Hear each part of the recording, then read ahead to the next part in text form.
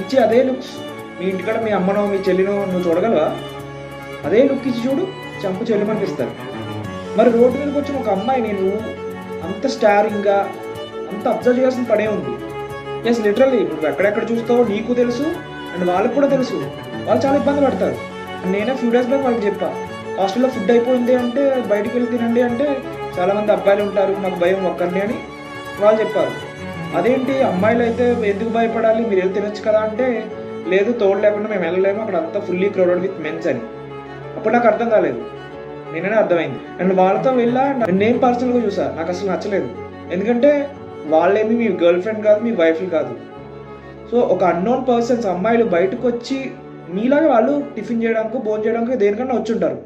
వాళ్ళని అంత క్లీన్గా అబ్జర్వ్ చేసి కింద నుంచి పైదాకా స్కాన్ చేసినట్టుగా చాలా తప్పది. ఎస్, అన్నింటికీ మైండ్ సెట్ మ్యాటర్స్. ఎస్, ఇక్కడ అబ్బాయిల మైండ్ సెట్టే మ్యాటర్స్.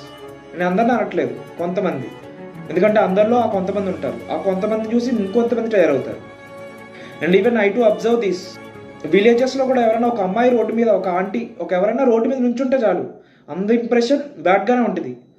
అండ్ ఆఫీస్లో కూడా ఎవరైనా ఒక అమ్మాయి కనిపిస్తే చూడడం, కామెంట్ చేయడం, ఇట్స్ నాట్ కరెక్ట్. నువ్వు ఒక మనిషిలో ఎలా వర్క్ చేస్తున్నావు, వాళ్ళు అలాగే వర్క్ చేస్తున్నారు. అండ్ నువ్వు ఆ కేటగిరీలో ఉంటే నీ మైండ్ సెట్ ఇప్పుడే మార్చుకో.